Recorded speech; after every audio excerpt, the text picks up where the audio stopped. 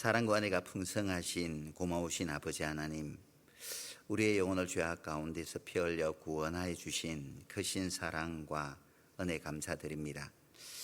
주일을 맞이하여 저희들 또 이렇게 하나님의 귀한 말씀 앞으로 불러주신 은혜를 참으로 감사드립니다. 귀한 말씀을 통해서 또 위로와 또 힘을 얻을 수 있도록 도와주시기를 간절히 원합니다.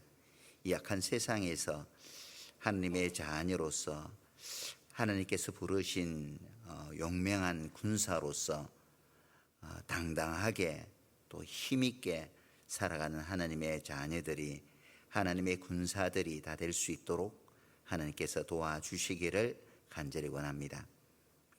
이 시간 함께하지 못한 믿음의 식구들도 어느 곳에 있든지 주님의 사랑과 은혜 안에서 살아갈 수 있도록 보살펴 주시고, 다음 시간에는 모두 함께 참여하여 주님의 사랑과 은혜를 피차 나누고 또 말씀을 통해서 힘을 얻을 수 있도록 그 걸음을 인도해 주시기를 원합니다. 9월 1일부터 계획된 또 대전도 집회를 통해서도 많은 이뤄진 영혼들이 말씀 앞으로 인도되어 하나님의 크신 사랑과 은혜를 깨닫고 하나님께 영광 돌리는 은혜로운 시간이 되기를 간절히 소원합니다. 이를 위해서 저희들 전심 전력을 다해서 우리 주변에 이루어진 영혼들에게 하나님의 이 귀한 복음을 담대하게 또 전할 수 있도록 도와주시기를 간절히 원합니다. 마친 시간까지 하나님께서 이 시간 온전히 주장해 주시옵소서. 주 예수님 이름으로 감사 기도드립니다. 아멘. 구약 성경 창세기 말씀 보시겠습니다. 창세기 21장입니다.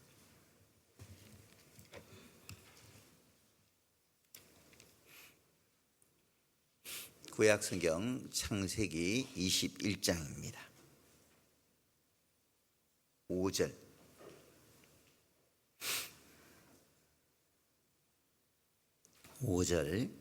제가 한번 읽어보겠습니다. 아브라함이 그 아들 이삭을 낳을 때 백세라. 사라가 가로되 하나님이 나로 웃게 하시니 듣는 자가 다 나와 함께 웃으리로다. 여기까지 읽었습니다. 아브라함에 대해서 아마 많이 말씀을 들으셨으리라고 생각을 합니다. 하지만 사라에 대해서는 또 많이 또 말씀을 또 듣지 못하셨지 않을까 싶습니다. 참 사라의 삶을 보면은 여자로서 태어나서 한 남편의 아내로 정말 행복했을까? 참 사라가 이삭을 낳기 전까지만 하더라도 사라의 마음속에는 어떻게 보면 기쁨이 많이 없었을 것 같아요. 앵고하니 참 사라같이 또 기구한 여인이 있을까 싶기도 해요. 첫 번째는 자녀가 없었잖아요. 90세 때까지 자녀를 하나님께서 주시질 않았어요. 게다가 남편이라는 사람이 있는데 이 남편이라는 사람이 사라의 마음을 흡족하게 하지는 않았죠. 참 어떤 이런 남편이 있을까 싶습니다. 이스라엘 땅에 흉년이 드니까는 애굽 땅으로 내려갔잖아요. 애굽 땅으로 내려가서는 사라의 미모가 정말 빼어난 것 같아요. 왜냐하면은 너무 이제 용모가 아름다움이 뛰어나다 보니까는 혹시 애굽 사람들이 사라를 취하려고 사라를 뺏어 가려고, 그 남편이 있는 아내니까 남편을 죽여버려야지 아내를 뺏어갈 수 있으니까 자기 살라고, 비겁한 남편이 말이에요. 자기 살려고 사라에게 뭐라고 부탁을 해요? 나 누이라고 해라. 아내라고 하면 내 죽이고 당신 뺏어갈 수 있는데 누이라고 하면은 나는 죽이지 않고 당신만 어떻게 여차하면은 주면 되니까 누이라고 해라. 이런 사람도 남편이라고 말할 수 있을까요? 지 살라고. 한 번이라고 하면은 실수라고 말할 수 있을 거예요. 근데 100살 다 돼가서 사라 나이 90살 다 돼가 사라가 90살 되었을 때에도 기가 막히게 예뻤던 것 같아요. 또 이스라엘 땅에 흉년이 드니까 그랄 땅으로 피신을 했단 말이에요. 그러니까 그랄 땅의 왕 아비멜렉이 사라 보고 반해버렸잖아요. 그러니까 그랄 땅에 들어가기 전에도 다시 한번 아브라함이 자기 아내 사라한테 지살라고, 이 그랄 땅에서도 내 누이라고 해라, 그렇게 말했단 말이에요. 그래서 아비멜렉이 반해서 말이에요. 사라를 보고 반해서 불러들이려고 했잖아요.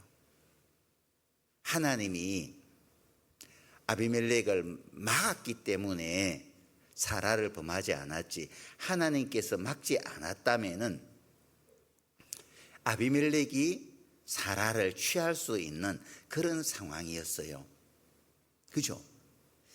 참 이런 남편도 남편이라고 해야 될까요? 참 마음에 지지리도 복도 없지. 그죠? 하지만 사라의 믿음이 정말 돋보이는 것은 베드로전서 3장에 보면은 그런 아브라함을 사라는 뭐라 불렀느냐 하면은 주라고 부르면서 섬겼거든요. 참 대단하죠. 우리라면은 이런 신랑하고 내가 살아? 말아? 뭐 그런 생각 충분히 가질 수도 있잖아요. 그런데 그럼에도 불구하고 사라는 그런 못난 남편인 아브라함을 주라고 섬겼던 거예요. 주라고 섬기기는 섬겼지만은 사라의 얼굴에 웃음이 있었겠습니까? 웃음이 없었죠. 그죠? 또 하나가 뭐냐면은 오랫동안 이제 자녀를 생산치 못하니까 이것도 남편이라고 씨를 좀 유전시켜야 되겠다 싶어가지고 자기가 데리고 몸종으로 부리고 있는 하갈을 아브라함에게 첩으로 준 거예요. 근데 하나님께서 하갈에게 생명을 주셨죠. 하갈이 생산을 한 겁니다. 아들을 낳았어요. 이스마엘을 낳게 된 겁니다. 그러면은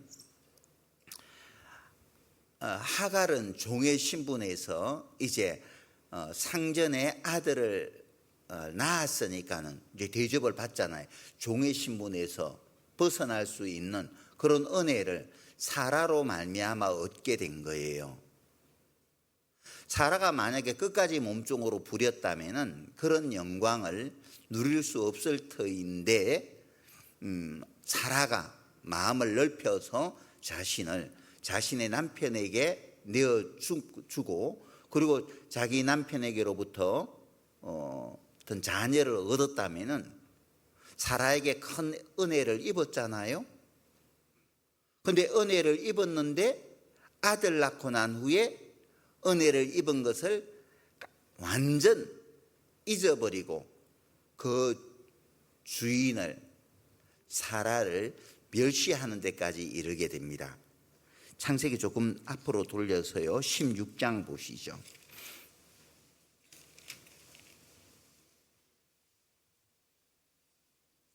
4절.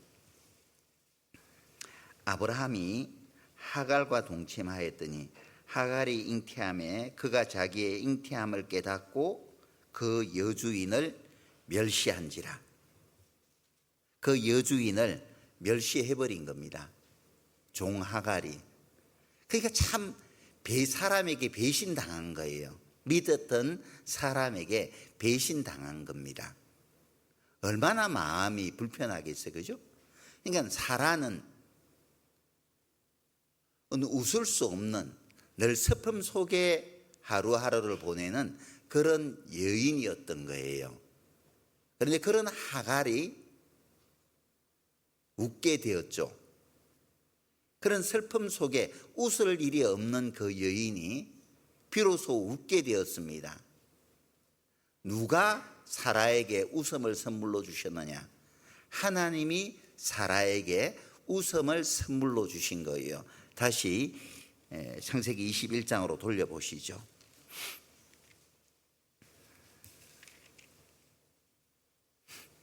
5절, 아브라함이 그 아들 이삭을 낳을 때 백세라. 사라가 가로되 하나님이 나로 웃게 하시니. 하나님이 나로 웃게 하시니. 웃음이 없던 사라의 얼굴에 하나님께서 웃음을 선물로 주셨는데 어떻게? 이삭을 선물로 주셨잖아요. 사라는 이미 경수가 끊어져서 자녀를 출산할 수 없는 신체적인 상황이었지만은 하나님께서 사라의 태를 여시고 독자 이삭을 선물로 주신 겁니다. 그래서 사라로 하여금 하나님께서 웃게 하신 거예요. 우리 삶도 마찬가지죠. 우리가 하나님의 은혜를 깨닫기 전에는 웃을 일이 별로 없는 그런 사람이었던 겁니다. 지금도 웃을 일이 없고 별로 없고 늘 마음속에 어떤 근심에 사로잡혀 하루하루를 힘겹게 살아가시는 우리 형제자매들도 계실 수 있다고 생각을 합니다. 그러나 우리 마음속에 희망을 갖는 거예요. 하나님께서 웃을 수 없는 사라에게 웃음을 선물로 주신 것처럼 웃을 수 없는 이런 삶을 살아가고 있는 나에게도 하나님께서 언젠가 웃음을 선물로 주시지 않을까? 그 때는 하나님께서 정할 거예요. 하나님께서 정하신 때가 되면은 하나님께서 비로소 나로 하여금 웃게 만들어 주시는 겁니다. 웃게 만들어 주시는 거예요. 열왕기상 17장에 보면은 이스라엘 땅에 흉년이 들었을 때 사르밧에 한 여인이 있었는데 워낙 흉년이 심한지라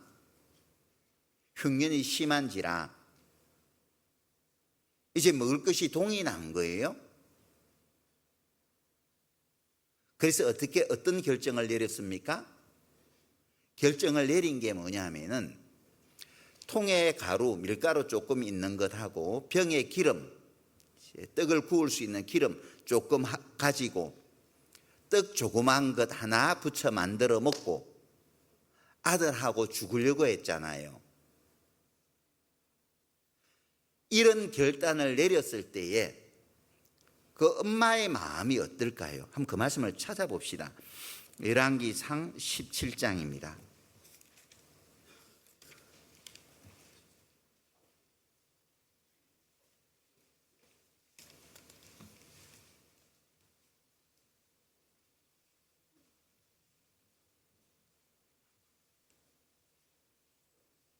12절.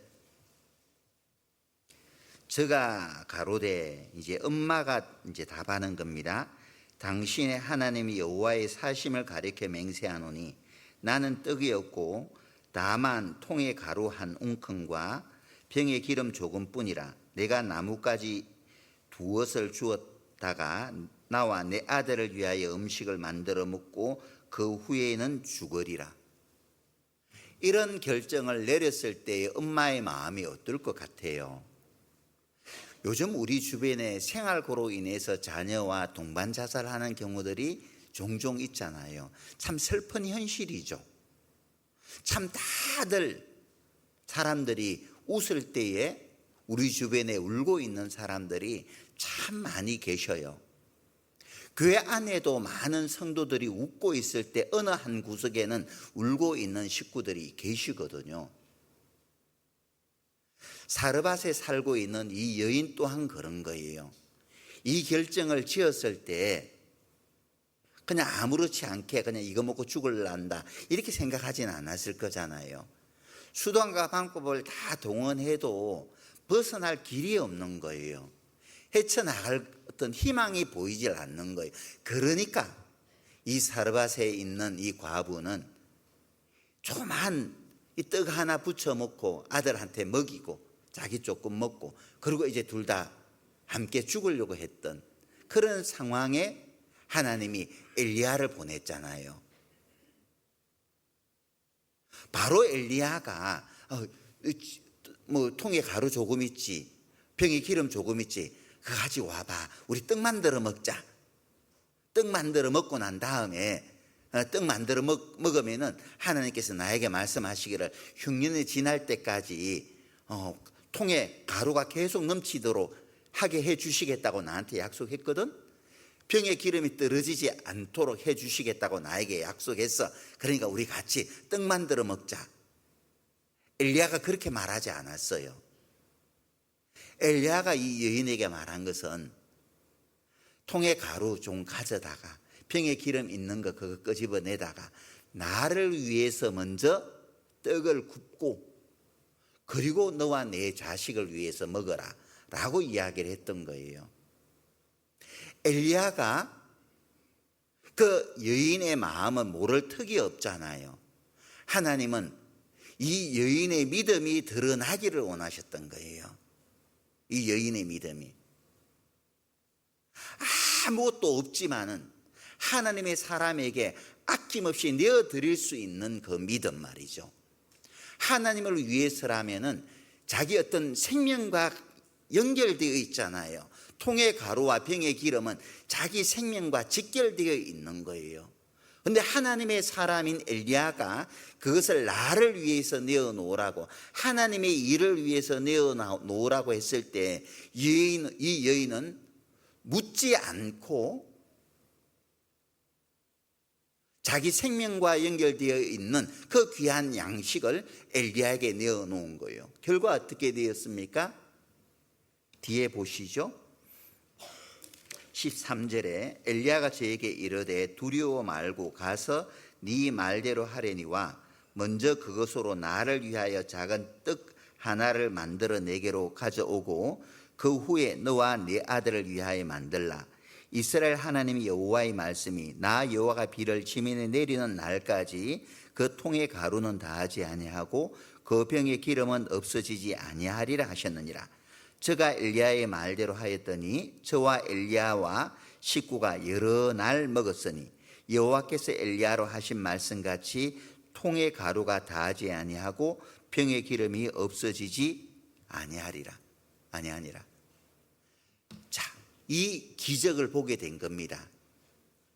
이 사르밧의 여인은, 하나님께서는 이 여인의 믿음이 완전 드러났을 때 웃게 하신 거예요. 죽으려고 했던 이 여인이 통의 가루가 없어지지 아니하고 병의 기름이 없어지지 않는 것을 보면서 얼마나 감격하며 웃었겠어요?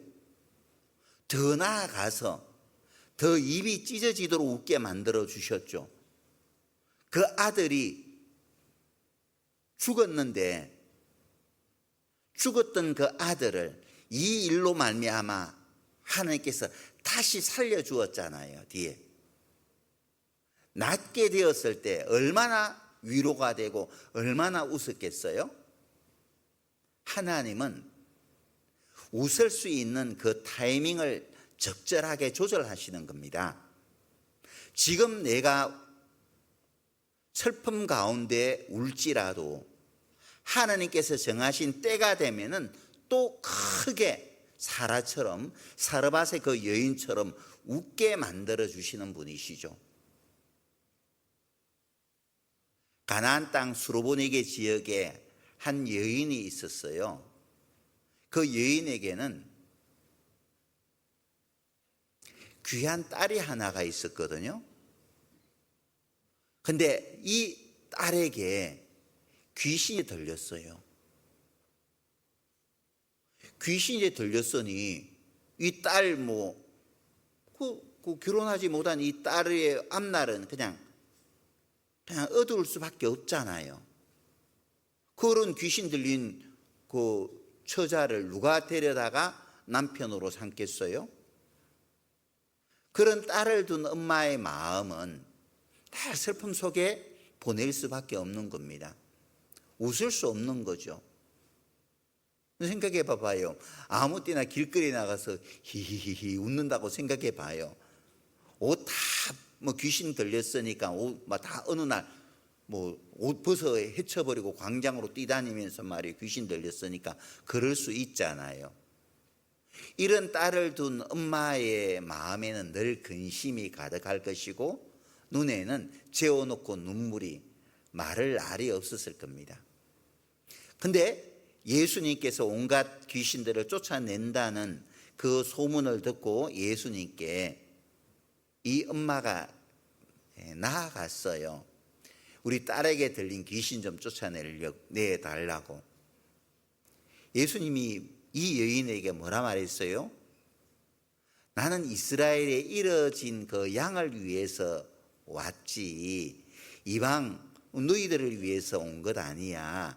자녀의 떡을 취해서 개들에게 어떻게 내가 던져줄 수 있겠냐. 이 말은 어떤 말이냐면은 나는 이스라엘 사람들을 위해서 왔다. 이스라엘 사람들은 자녀인데 넌 이방 사람들은 개잖아. 사람으로 이제 이 당시에는 여기질 않았던 거예요. 그러니까 이 자녀의 떡을 취해서 개들에게 던짐이 마땅치 않다 했을 때 제자들이 어때요? 만약에 여러분들이 그 옆에 계셨다면 야 어떻게 저렇게 교만하게 여인이 정말 슬픔 속에서 이 부탁을 하는데 그렇게 매몰차게 말할 수 있냐 그 생각할 수 있겠죠. 제자들은 야 예수님 오늘만큼은 이번만큼은 실수하신 것 같아. 어떻게 그 여인이 어떻게 반응할지 모르잖아요. 생각을 나는 정말 절박한 마음으로 예수님께 나아가서 청했는데 예수님은 내 자존심을 완전 뭉개버렸잖아요. 왜냐하면 개라고 말했으니까. 어떻게 반응할지 모르는 그런 상황인 겁니다. 큰일 났다. 그런 상황 속에서 여인의 입에서 기가 막힌 말이 나왔죠. 맞습니다. 예수님은 이스라엘에 이뤄진 양을 위해서 왔죠. 자녀의 떡을 취해서 어떻게 개들에게 던질 수 있어요? 그럴 수 없죠. 하지만 개들도 주인의 상에서 떨어지는 부스러기는 먹지 않습니까? 부스러기 그 은혜만이라도 나에게 주세요. 얼마나 놀라워요. 이 여인은 정말 절박한 마음으로 예수님께 나아갔고 그 부스러기 은혜만이라도 족합니다. 부스러기 은혜만이라도 나에게 주신다면은 우리 딸에게 들린 귀신은 나갈 수가 있어요. 그 바로 앞에 혈루증으로 인해서 고생하는 그 여인이 예수님의 옷자락 만지고 혈루의 근원이 난 그 사건이 나오거든요. 그 앞에 그 여인의 믿음을 우리에게 말하기 위해서 그 앞에는 혈루의 근원이 낫게 된 그 여인의 그 믿음을 말씀을 하고 있고 바로 뒤이어서 가나안 여인의 믿음을 말씀을 하고 있는 거예요. 예수님이 그 가나안 여인이 그렇게 말할 것을 알았겠어요? 몰랐겠어요? 그 가나안 여인의 믿음을 알았을까요? 몰랐을까요? 아시죠? 하나님이신데 예수님은 그 여인의 그 믿음을 모를 턱이 없어요. 하지만 예수님이 당장 가나안의 여인의 딸에게 들린 그 귀신을 쫓아내지 않은 이유는 뭐냐면은 그 여인의 믿음이 많은 사람들 앞에 드러나기를 기다리셨던 거예요. 그 여인의 믿음이 드러나자 그 여인으로 하여금 웃게 만들어 주셨잖아요. 마찬가지죠.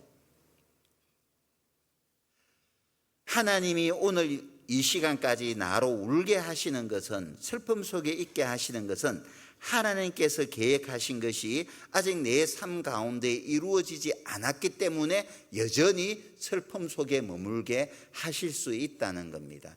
하나님께서 정하신 계획이, 하나님께서 뜻하신 그 뜻이 내 삶 가운데서 이루어지게 되었을 때 비로소 하나님은 나로 하여금 웃게 만들어 주시는 거예요. 오랜 시간 동안 사라로 하여금 슬픔 속에 있게 만드신 것은 훗날 하나님께서 아브라함을 시험하셨잖아요. 독자 이삭을 내게 제물로 바치라고 했습니다. 그때 아브라함은 조금도 망설이지 않고 독자 이삭을 하나님께서 지시한 산으로 데려가서 번제로 드렸잖아요. 왜냐하면은 이 이삭은 원래 내 것이 아니라 하나님의 선물이라는 것을 생각하고 있었기 때문에, 하나님의 선물임을 기억하도록 하기 위해서 하나님께서 늦게 웃게 하셨던 거예요. 이삭은 우리 것이 아닌 거예요. 아브라함과 사라의 것이 아니라 하나님께서 주신 선물임을 기억토록 하기 위해서 훗날 하나님은 웃게 만드신 겁니다. 시편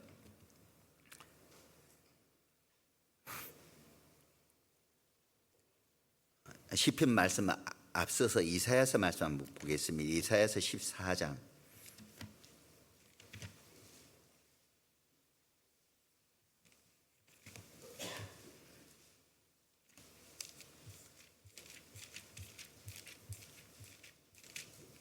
24절입니다. 24절 만군의 여호와께서 맹세하여 가라사대 나의 생각한 것이 반드시 되며 나의 경영한 것이 반드시 이루리라. 하나님께서는 한 개인에게 계획하신 일이 있어요. 한 민족에게도 역사 가운데도 하나님께서 계획하시고 뜻하시는 것이 있습니다. 근데 하나님께서 한 개인에게도 마찬가지고 한 민족이나 큰 역사의 수레바퀴나 하나님께서 계획하신 것은 반드시 지체되지 아니하고 그 약속을 이루어 가시는 분이라고 우리에게 말씀을 하고 계셔요. 하나님께서 나는 모릅니다. 내 자신의 삶 가운데 어떤 일이 펼쳐질지. 하지만 하나님은 내 모든 삶을 내다보시는 분입니다. 내다보시고 하나님께서 계획하신 대로 나를 이끌고 가요.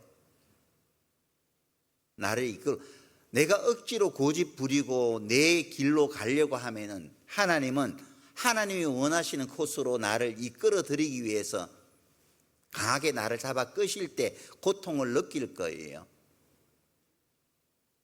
순순히 하나님께서 정하신 길을 걸으면 편할 건데, 내가 내 육신의 생각대로 하나님의 정하신 길을 걷지 않고 내가 원하는 길로 걸으려고 했을 때 하나님이 이끄시는 그 손으로 인해서, 힘으로 인해서 잠시 고통받을 때도 있는 거예요. 자, 하나님이 나를 끌어주시는 대로 내가 나아가는 것이 가장 안전한 삶입니다. 세상의 역사는 그래요. 세상의 많은 사람들은 웃음에서 슬픔으로 나아간단 말이에요. 웃다가 나중에는 울어요. 그러나 대부분의 하나님의 사람들은 울다가 웃죠. 사라가 그랬던 것처럼 많은 믿음의 사람들이 울다가 훗날 하나님께서 웃게 만드셨는데, 세상은 항상 반대예요. 세상의 역사는 아침에서 저녁으로 나아가잖아요. 하지만 하나님의 사람은 저녁에서 아침으로 나아가게 되어 있어요. 그죠? 그래서 하나님께서 창조의 과정을 보면은 저녁이 되면 아침이 되니 이는 첫째 날이라, 저녁이 되면 아침이 되니 이는 둘째 날이라. 저녁에서 아침으로 나아가잖아요. 어둠에서 빛으로 나아간단 말이에요. 하지만 세상에서 아침에서 저녁으로 나아가는 거예요. 성경 말씀 누가복음 6장 말씀 한번 보시겠습니다.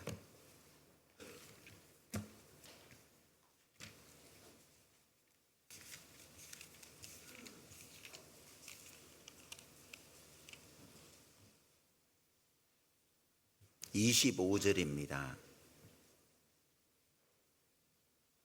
화 있을진저 너희 이제 배부른 자여 너희는 줄이리로다.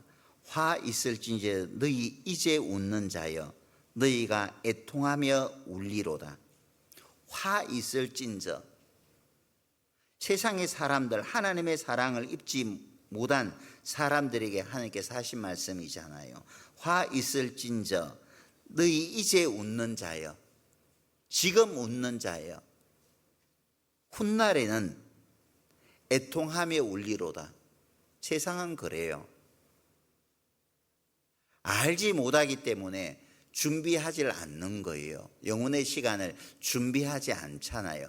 이제 웃는 것으로 즐기는 겁니다. 세상을 마음껏 즐기는 거예요. 훗날 울게 돼요. 준비하지 않았기 때문에, 하나님 만나기를 예비하지 않았기 때문에 훗날 울게 되는 거예요. 전도서 12장 말씀도 보시죠.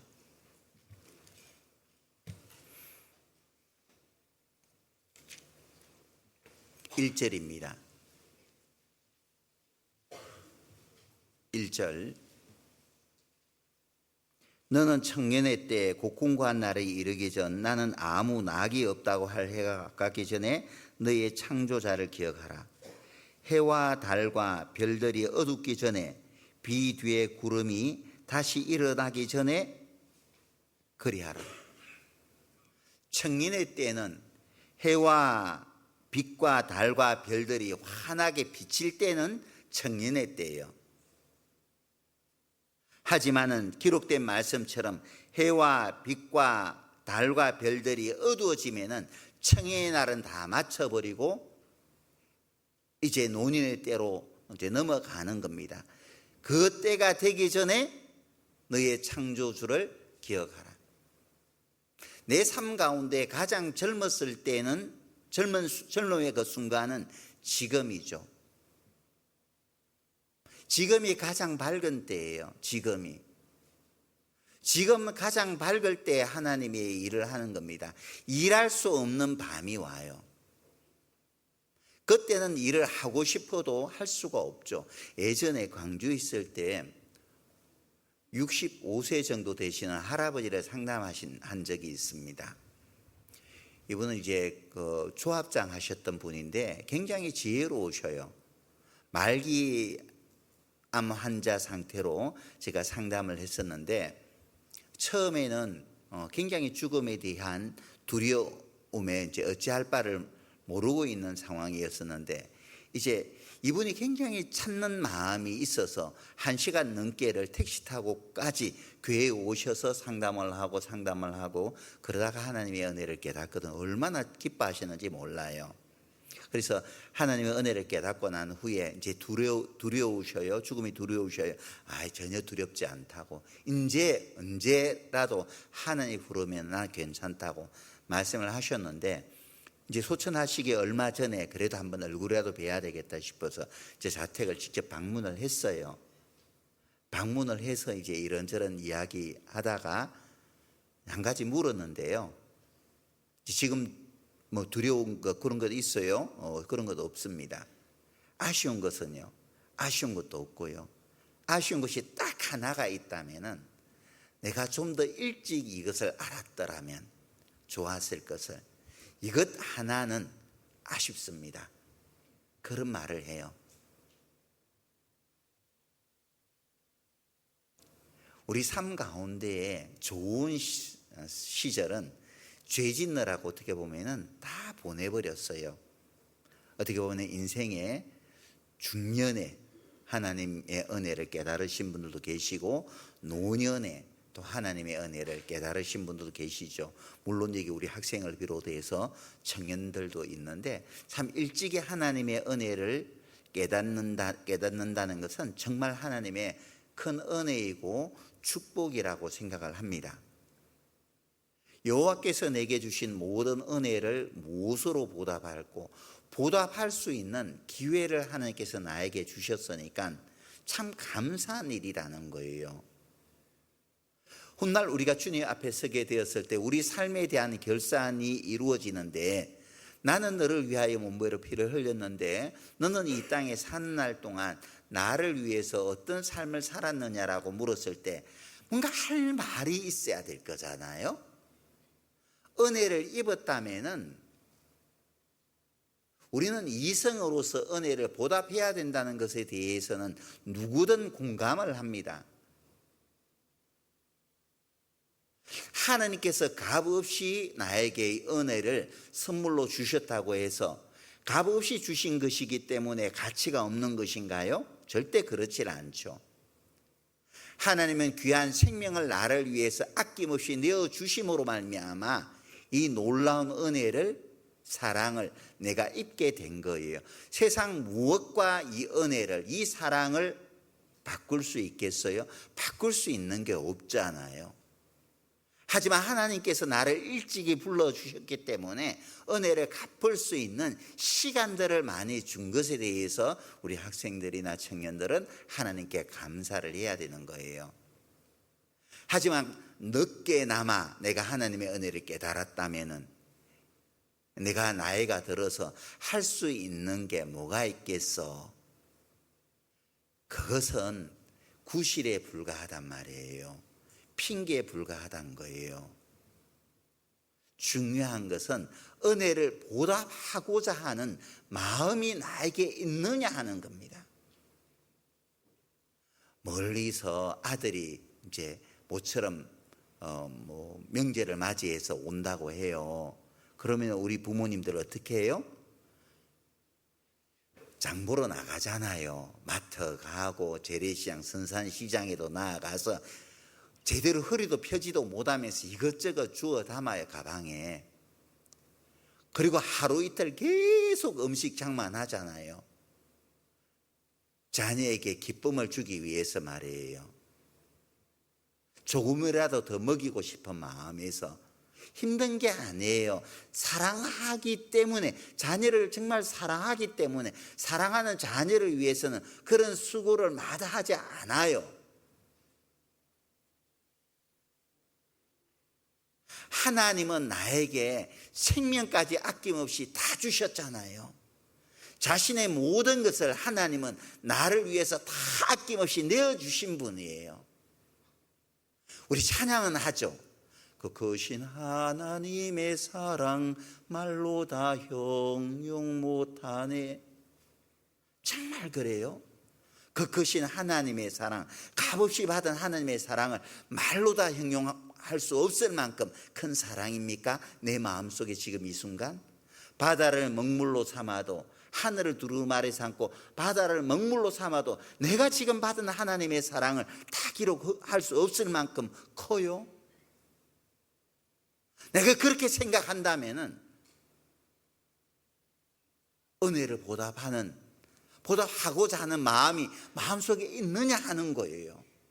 자녀를 위해서는, 남편을 위해서는, 손주를 위해서는 모든 것 아낌없이 내가 뭔가 꿈적거리면서 한단 말이에요. 내가 지금 하지 않으면은 내가 언제 지금 내가 조금이라도 꿈적거릴 수 있을 때 내가 할 거야. 하잖아요.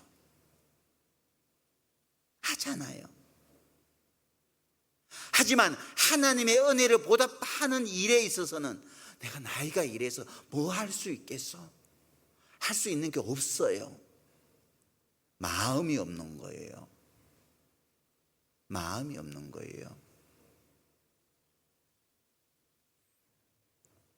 조금 있으면은 성경에 기록한 말씀처럼 해와 빛과 달과 별들이 어두워집니다. 그때에는 할 수 없어요. 정말 움직일 수 없을 때가 오는 겁니다. 피치 못하게 요양원으로 가실 때가 와요. 갑작스럽게 몸져 누워버리면은 일하려고 해도 할 수 없을 때가 있는 거예요. 내가 조금이라도 움직일 수 있을 때, 은혜를 보답할 수 있을 때 하는 거예요. 모세는 120살 때까지 눈이 흐리지 않았잖아요. 죽는 날까지. 하나님의 은혜를 생각할 때에, 하나님께서 나에게 맡겨주신 일들을 생각할 때에 그 일이 마음속에 자리 잡고 있는 사람들은 정신이 흐려지질 않아요. 뭔가 은혜를 보답하려고 움직이고 있기 때문에 그런 거예요. 그런 마음들이 사라져갈 때, 내가 할 일이 하나둘 없게 될 때에 나는 아무것도 할 수 없는 무기력한 사람이 되어버리고 마는 겁니다. 세상의 많은 도시들도 낮에서 밤으로 갔죠. 소돔 땅이 얼마나 영화로웠고 발전했어요. 그런데 소돔 땅이 결국은 불과 여왕으로 멸망당했잖아요. 아시리아, 바벨론, 페르시아, 헬라, 로마, 한때 부귀영화로 가득 찼던 도시나 나라들도 결국은 다 망해버렸어요. 한때는 그 영화가 하늘까지 닿았다가 지금은 흔적도 없이 다 사라져버린 겁니다. 이 세상도 마찬가지예요. 얼마나 세상을 바라봤을 때 소돔 땅처럼 화려해요? 그렇잖아요. 우리가 살고 있는 시대가 그래. 노아의 때에 세상이 죄악으로 가득 찼어요. 사람들이 그 즐길 거리들이 정말 많았던 겁니다. 결국은 하나님께서 홍수로서 그 세상을 심판해 버렸죠. 이 세상도 마찬가지, 노아의 때와 같으리니. 부귀영화가 극에 달한 겁니다. 사람들 죄 짓는 거 보면은 참 저렇게도 살구나 싶을 정도로 심란해요. 대도시 가면은 얼마나 삐까뻔쩍해요, 그죠? 하지만은 어둠이 찾아오고 있다는 것을 사람들은 눈치채지 못하죠. 그냥 빛 속에 갇혀 살다가 어느 날 호련히 갑자기 어둠이 몰려오게 됩니다. 스바냐서 1장 한번 보시죠. 구약성경 스바냐서 한번 보시겠습니다. 1장입니다.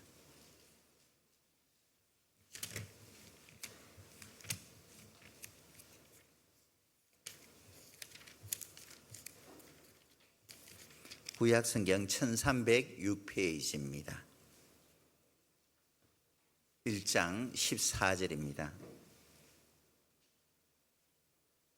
여호와의 큰 날이 가깝도다. 가깝고도 심히 빠르도다. 여호와의 날이 소리로다.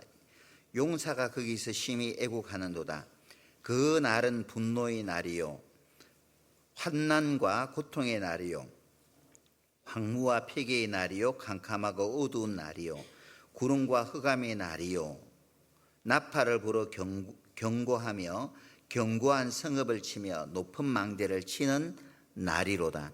내가 사람들에게 고난을 내려 소경같이 행하게 하리니 이는 그들이 나 여호와께 범죄하였음이라. 또 그들의 피는 흘려워서 티끌같이 되며 그들의 살은 분토같이 될지라. 그들의 은과 금이 여호와의 분노의 날에 능히 그들을 건지지 못할 것이며 이 온 땅이 여호와의 질투의 불에 삼키우리니 이는 여호와가 이 땅 모든 거민을 멸절하되 놀랍게 멸절할 것임이니라. 하나님의 심판의 날이 다가오고 있습니다. 어둡고 캄캄한 날이 다가오고 있어요.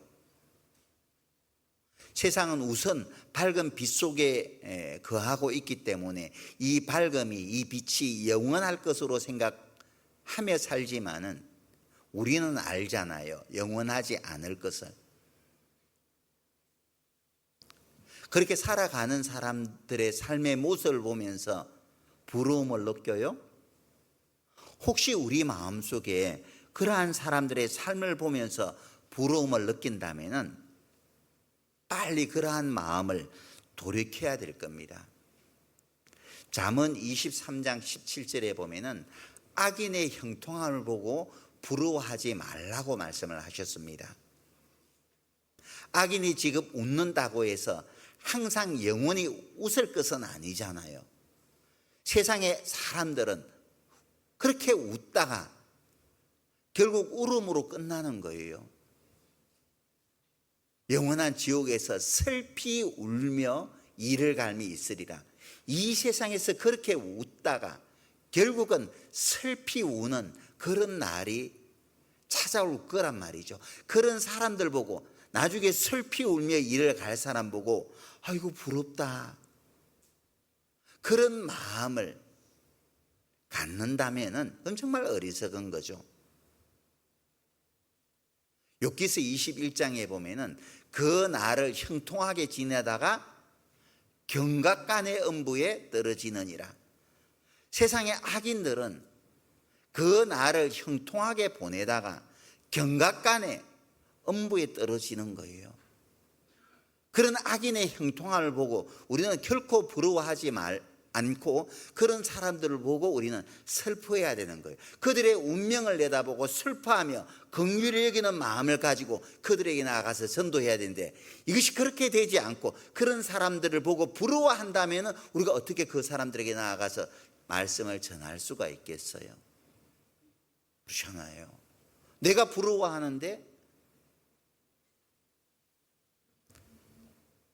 때로는 그런 사람들이 눈에 보이는 것만을 가지고 야, 하나님 믿는다고 하는 너희들이 왜 그렇게 살아? 나는 하나님 안 믿어도 이렇게 잘 사는데, 그렇게 얼마든지 말할 수 있잖아요. 그럼 만약에 내 가치관이, 내 믿음이 그것을 받아들인다면 그래 맞아, 그 말을 하는 순간 그냥 주저앉아 버리죠. 그래 내가 뭐 이렇게 살면서 어떻게 내가 뭐 하나님 믿으라고 말할 수 있어? 그냥 주저앉아 버리는 거예요. 예전에 한번 제가 말씀을 예로 드린 적이 있는데요. 스페인에 선교 갔을 때 참 오랫동안 기억이 나요. 이제 집시 부부입니다. 아내는 남미에서 돈 벌러 스페인으로 왔고, 남편은 스페인 분인데 간질 환자예요. 정상적인 생활 자체가 안 되는 분이에요. 근데 첫 가정을 방문했는데, 첫 가정, 신방하는 첫 가정이어서 그 가정이. 근데 얼마나 환하게 웃으면서 대접을 하는지요. 우리는 학예 수양회비 해봐야 7만 원이잖아요. 거기는 학예 수양회비만 하더라도 약 28만 원 정도 합니다. 워낙 먼 거리를 버스를 타고 이동을 해야 되고 물가가 워낙 거기는 비싸기 때문에, 근데 워낙 하루 벌어 하루 사는 분들이기 때문에 그 비싼 회비를 내고 수양에 참여한다는 것이 어려워요. 근데 하루 벌어서 조금 자기 먹을 것 조금 떼고 남는 것은 분할로 이제 수양 회비를 교회에 적립해 나가는 겁니다. 자기 회비 다 적립하고 난 후에, 부부간의 회비 다 적립하고 난 후에 또 경제적인 문제로 갈 수 없는 사람들을 위해서 또 회비를 넣는 그런 간증을 들었거든요. 그리고 또 간증을 이어서 하는 말이, 전날 저녁에, 주말에 동생 집에서 파티를 해가지고 파티에 다녀왔대. 동생은 꽤나 스페인에서 잘 산다고 합니다. 그 형제님의 동생이. 그래서 제가 물었죠. 형님 동생이 그렇게 잘 살면은 많이 부러웠겠습니다 라고 이제 이야기했을 때 웃으면서 하는 말이, 아니요, 불쌍했어요. 그렇게 즐기다가 결국은 지옥 갈 거잖아요. 하지만은 우리는 천국 갈 소망이 있으니까 전혀 부럽지 않았어요. 그 형제님이 그런 말씀을 하셔요. 얼마나 선교에 참여했던 분들의 마음속에 큰 위로가 되고 힘이 되었는지 모릅니다. 그때 구원받지 못한 선교팀원 가운데 한 부부가 있었거든요. 가톨릭에 30년 가까이 다녔던 부부였었는데, 근데 그 부부가 원래는 신방이 아니라 관광을 가야 되는데 관광 스케줄이 깨어지는 바람에 신방에 합류해서 그 간증을 들었던 거예요. 그리고 그 간증이 구원받은 성도들의 마음속에만 큰 감명을 준 게 아니라 구원받지 못한 그 부부의 마음속에도 큰 감동이 되었던 것 같아요. 그래서 돌아와서 저녁에 돌아가면서 간증을 하는데, 하나님이 그 남편이 하는 말이 그래요. 구원받지 못한 남편이 하는 말이, 하나님께서 왜 우리를 이 스페인에 불러주셨는지 그 이유를 알 것 같아요. 그래서 처음으로 말씀을 스페인에서 이 부부가 듣게 된 겁니다. 그리고 처음 말씀을 듣고 단번에 이 부부가 구원받고 지금 열심히 신앙생활 아주 잘하고 계시죠. 부럽지 않은 거예요. 정말 하나님을 올바로 믿는 사람이라면은 세상 사람들, 악인의 그 형통을 바라보고 절대 부러워하지 않습니다. 그들은 현재는 웃고 있을지라도 결국은 울음으로 끝날 것을 알기 때문에 그래요. 그것을 아는 우리는 그들을 보면서 긍휼히 여기는 마음을 우리는 가져야 된다는 거예요. 그런 찬양이 있죠. 저 멀리 배는 나의 시온성, 오 거룩한 곳 아버지지, 내 사모하는 집에 가고자. 우리 마음속에 그런 마음요, 하나님께서 나를 위해서 예비해 두신 아름다운 그 천성을 바라보면서 오늘 비록 내가 힘들지라도 언젠가는 하나님께서 웃게 해 주실 것을 생각하며 묵묵히 걸어가는 거예요. 그러다가 보면은 하나님이 정하신 때가 되면은 정말 마음껏 웃게 해 주실 거예요. 자, 나사로도 그랬죠. 문둥병 걸려가지고 먹을 게 없어서 부자의 상에서 말이에요, 떨어지는 것으로 배를 채웠잖아요. 몸은 또 이 문둥병이 걸렸기 때문에 긁고 있고. 근데 어때요? 훗날 웃었잖아요. 천사들의 손에 받들려 하느님 품에 안겨서 웃었던 겁니다. 우리도 그래요. 세상에서 나사로처럼 아무런 소망이 없을 수 있습니다. 웃을 일이 별로 없을 수 있어요. 근데 나사로가 마지막 순간에는 웃었잖아요. 역전시켜 주신 겁니다. 욥기서 22장 29절에 보면은 내가 낮춤을 받거든 높아지리라고 말하라. 낮춤을 받거든. 내가 지금 울고 있다면은 이제 울지 않고 웃게 만들어 주시겠다고 하나님께서 약속을 하고 계신 거예요. 웃을 날을 바라보며 계속 나아가는 겁니다. 그러다 보면은 하나님께서 마음껏 웃을 수 있는 그런 시간을 만들어 주실 거예요. 나오미는 웃을 일이 없는 사람이었잖아요. 나오미는 베들레헴에 흉년이 드니까 자기 남편하고 두 아들 데리고 모압 땅으로 내려갔어요. 좀 살아보려고. 도움을 얻기 위해서 애굽으로 내려가면 안 된다. 조금 힘들더라도 베들레헴에 있으면 흉년 끝나고 하나님께서 그 자녀를 돌봐주실 것이기 때문에 조금 기다리면 되는데, 자기 생각대로 나오미는 이 모압 땅으로 간 거예요. 모압 땅으로 내려가서 어떻게 했어요? 자기 남편 죽고 자기 두 아들까지도 모압 땅에 묻었잖아요. 나오미는 웃을 일이 없는 그냥 슬픈 여인이었던 거예요. 내가 하나님의 말씀에 불순종함으로 말미암아 이런 슬픔을 얻게 되었으니 내가 이제 하나님의 뜻대로 살아보리라. 그래서 모압에서의 모든 삶을 청산하고 다시 베들레헴으로 올라가잖아요. 베들레헴으로 올라가서 비로소 나오미는 웃게 된 겁니다. 베들레헴으로 올라갈 때에 하나님께서 룻을 함께 올라가도록 하나님께서 허락하셨죠. 룻은 나오미의 며느리였습니다. 룻은 하나님께서 그 시험이 나오미와 함께 하는 것을 보았기 때문에 시어미를 떠나는 것이, 나오미를 떠나는 것은 곧 죽음이다 생각했기 때문에 시어머니를 꽉 붙잡았던 거예요. 하나님이 시어미와 나오미와 연결되어야만이 내가 하나님의 축복을 받을 수 있다는 믿음이 나오미를 끝까지 붙잡게 만든 거예요. 시어머니가 야 이제 나 따라오지 말고 내가 가는 곳은 너희와 다른 나라잖아, 다른 민족이잖아. 나를 따라온다면 너희 형제 간다라고 다 등지는 거야.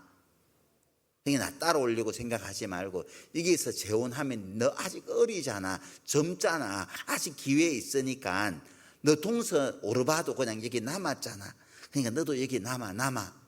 권했지만은 룻은 끝까지 어머니의 하나님이 나의 하나님이 되고 어머니의 백성이 나의 백성이 될 건데 나는 절대 어머니 떠나지 않을 거예요. 끝까지 어머니 따라갈 거예요.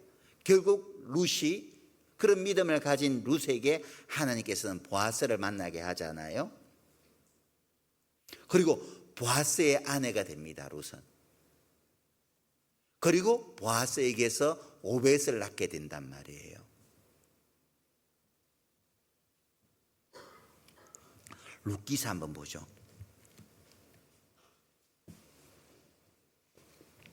룻기서 4장입니다.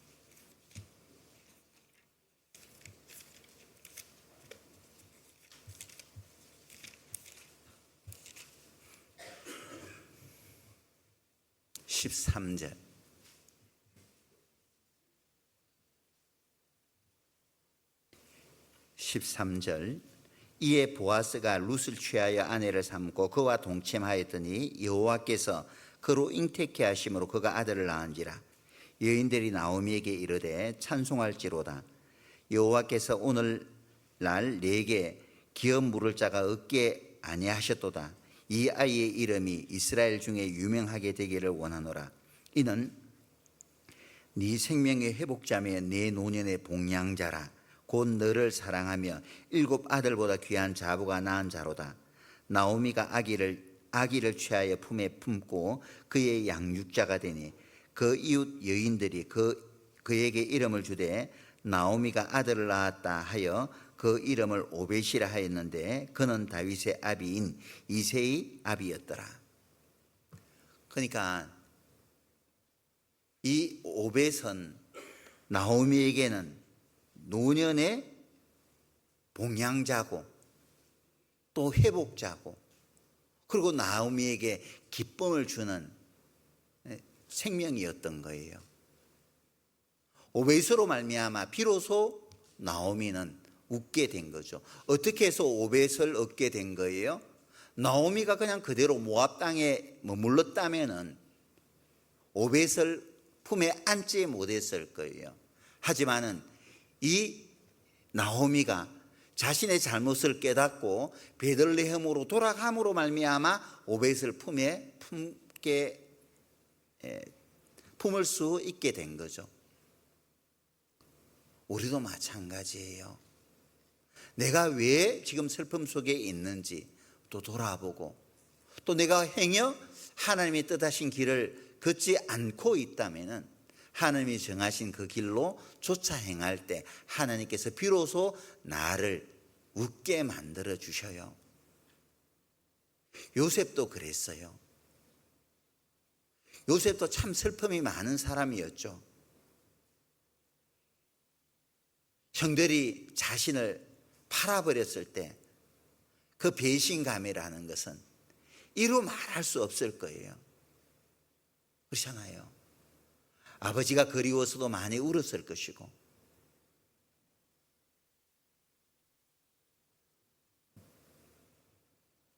자기 상전에게 모함을 당해서 감옥 속에 갇혔을 때에도 얼마나 또 많이 감옥 속에서 울었겠어요.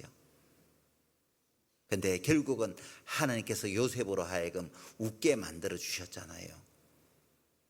그까지 하나님 앞에서 바른 마음을 가졌을 때 하나님께서 요셉을 웃게 만들어 주셨어요. 총리 대신 만들어 주셨잖아요. 그렇잖아요. 욥 10자녀 잃었잖아요. 10자녀를 한순간에 그냥 잃어버린 겁니다. 10자녀만 잃었나요? 또 자기에게 있는 모든 소유까지 다 잃어버렸어요. 그때 자기 아내는 남편에게 저주하며 죽으라고 이야기했음에도 불구하고 욥은 조금도 흔들림이 없었거든요. 하나님께서 주신 분도 하나님이고 거두어 가시는 분도 하나님인데 내가 이 일로 인해서 원망할 게 뭐가 있냐. 하나님의 선하신 계획이 이루어지기까지 그냥 묵묵히 기다리고 있었던 거예요. 결과 어떻게 되어버렸어요? 갑절의 축복을 받았잖아요. 욥기서 한번 보시죠. 42장입니다. 구약성경 욥기서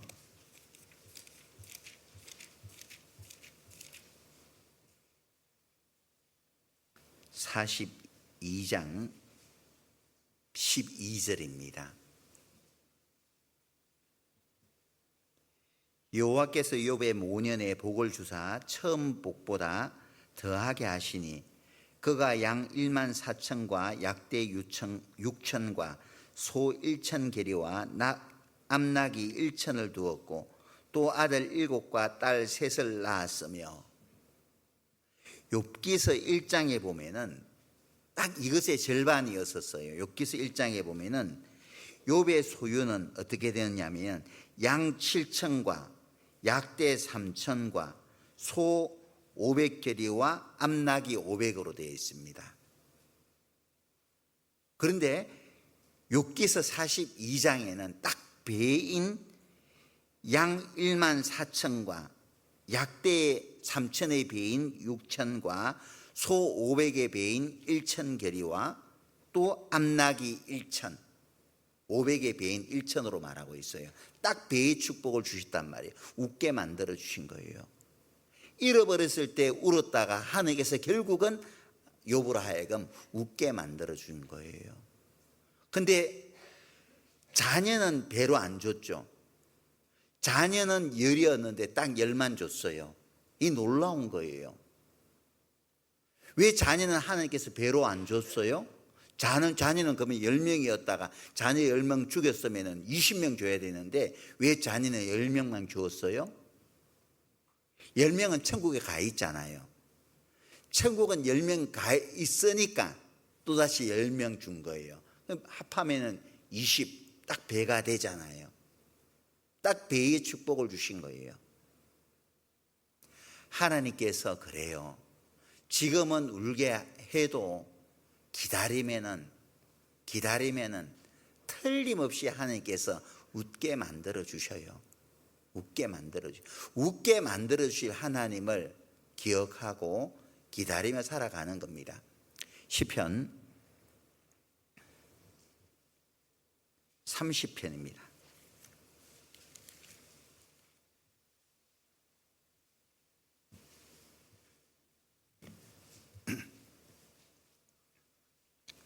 시편 30편 5절입니다.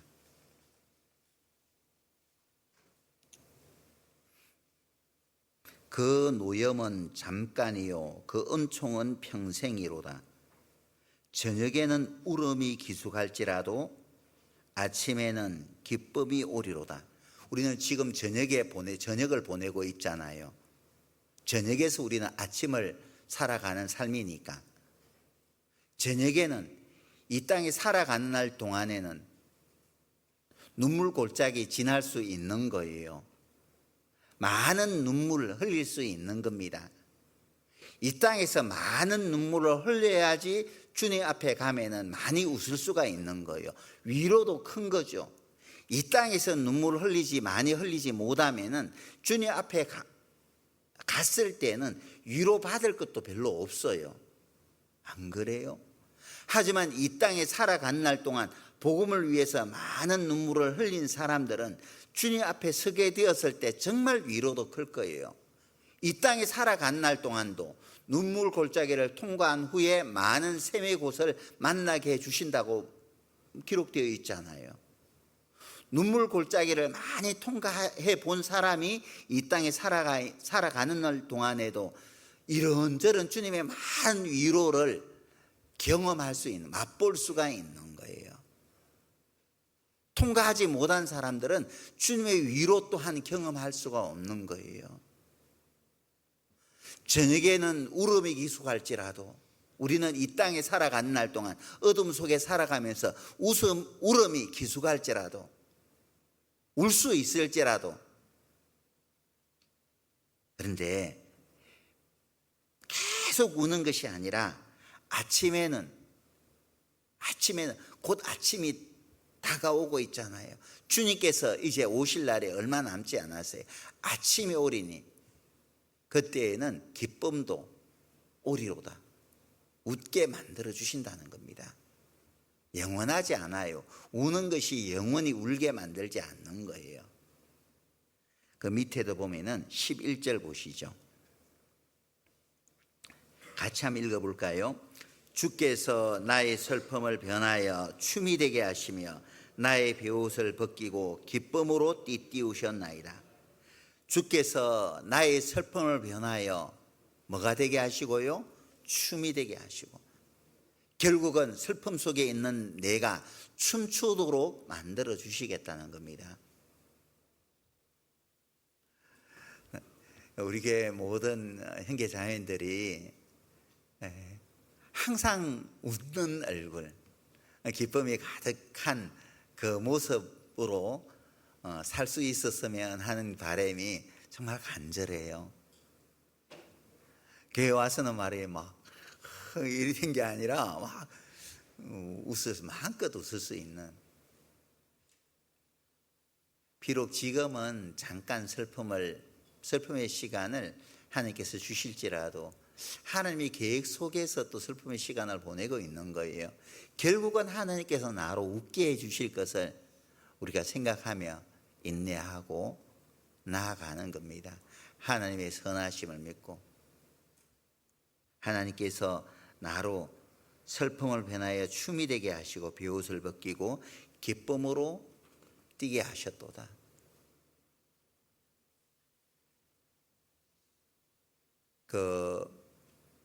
골로새서 1장 6절에 보면은 너희가 참으로 하나님의 은혜를 깨달은 날부터 또한 온 천하에서도 열매를 맺어 자라게 하시는도다.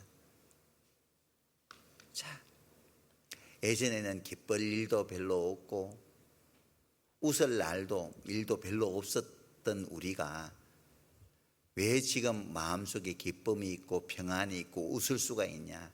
하나님의 은혜를 깨달았기 때문에. 그 찬송가 있죠. 주의 말씀 받은 그날 참 기쁘고 복되도다. 이 기쁜 맘 못 이겨서 온 세상에 전하도다. 기쁜 날 주 나의 죄 다 씻은 날. 그렇죠. 하나님의 은혜를 깨닫게 되었을 때 비로소 우리는 참으로 웃을 수 있는 그런 사람이 된 거예요. 시편 4편 7절에 보면은 주께서 내 마음에 두신 기쁨은 저희의 곡식과 새 포도주에 풍성할 때보다 더하니이다. 주께서, 하나님께서 내 마음에 두신 기쁨이 있어요. 내 마음속에 세상 무엇과도 바꿀 수 없는 보화가 있잖아요. 내 마음 속에 있는 참된 이 평화는 누구도 앗아갈 수 없네. 주님께서 내 마음에 두신 평화, 이 보화는 어느 누구도 뺏어갈 수 없는 이 평안을, 이 보화를 하나님께서 우리에게 값없이 그냥 선물로 주신 겁니다. 생각하면 할수록 기쁨이 있고 감사함이 넘쳐요. 세상 무엇과도 바꿀 수 없는 이 은혜를 나에게 주신 거예요. 이걸 생각하면 우리는 늘 기뻐할 수 있거든요. 웃을 수 있단 말이에요. 어떤 사람이 가능하게 이제 일용직으로 일하시는 분이 친구하고 밥 먹고 말이에요. 심심삼아, 재미삼아, 야, 우리 한번 인생 로또 한번 맞아보자 해서 복권방에 가서 이제 복권을 샀어요. 하나, 둘 긋고 나가다가 눈이 점점 커지다가 입이 다물어지질 않아요. 1등에 당첨된 겁니다. 그리고 이제 이것을 1등 당첨된 복권을 지갑 속에 딱 넣어둔 거예요. 그러면서 이제 일하면서 어때요? 한 번씩 지갑을 끄집어내 가지고 복권을 한번 보겠죠. 그리고 또 실실 웃어요. 그러면 주변 사람들 왜 그래? 1등 당첨됐다 하면 득달같이 사람들이 덤빌 것 같다니까. 아니야. 그리고 일하면서 옛날에 막 짜증내고 뭐 이랬던 사람이 일하면서 피식 웃기 시작하는 거예요. 왜 그러면 좋은 일이 있어? 아니야. 어느 날 이제 화장실에 들어가서 뭐 끄집어내는데 뭐 지갑을 끄집어내더니 지갑 속을 보면서 실실 웃는 것을 동료들이 봐요. 지갑 보면서 왜 웃어? 돈 많아? 아니 없어, 빈털털이야. 지갑 복권이 보이지 않으니까. 그리고 지갑 보면서 비실비실 실실 웃는 거예요. 사람은 모르죠. 이 사람이 1등 복권 당첨된지. 복권 당첨된 사람만 아는 거예요. 주께서 내 마음에 두신 기쁨이, 구원의 기쁨이, 구원의 즐거움이 이와 같은 거예요. 그런 기쁨이, 그런 즐거움이 나에게 있어요. 한번 끄집어내 보셔요. 있어요? 없나 보네요. 이 나에게 주신 은혜를 생각할 때 우리는 항상 웃을 수가 있어요. 그것을 모른다면은 불평하고 또 뭐 짜증나고 그러지만은 하나님께서 나에게 값없이 주신 은혜를 생각할 때 우리는 늘 웃을 수 있는 그런 사람이 될 수가 있습니다. 누가복음 6장 한번 보시죠.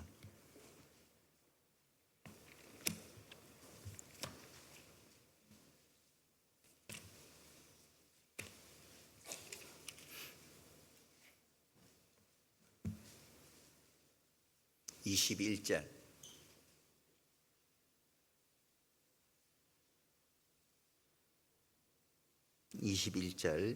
이제 줄인 자는 복이 있나니 너희가 배부름을 얻을 것이며 이제 우는 자는 복이 있나니 너희가 웃을 것이며 이제 어둠 속을 걷고 있는 우리 우는 자들은 복이 있을 것이며 이제는 웃을 것이며 웃게 만들어 주신다는 겁니다.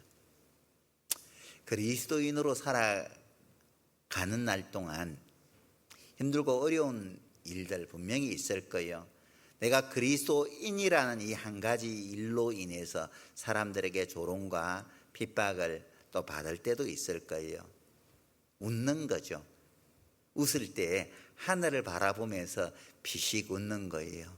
하나님 아시죠?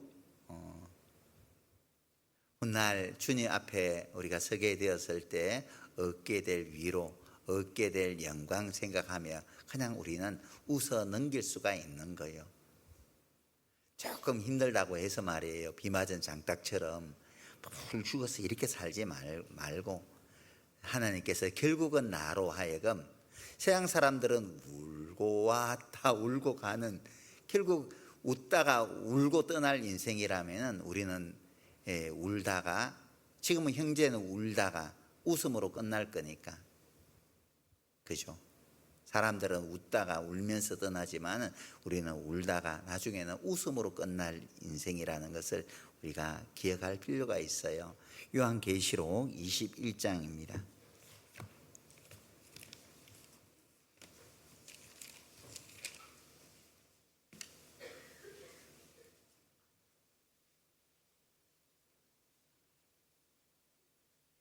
(21장 1절) 또 내가 새 하늘과 새 땅을 보니 처음 하늘과 처음 땅이 없어졌고 바다도 다시 있지 않더라.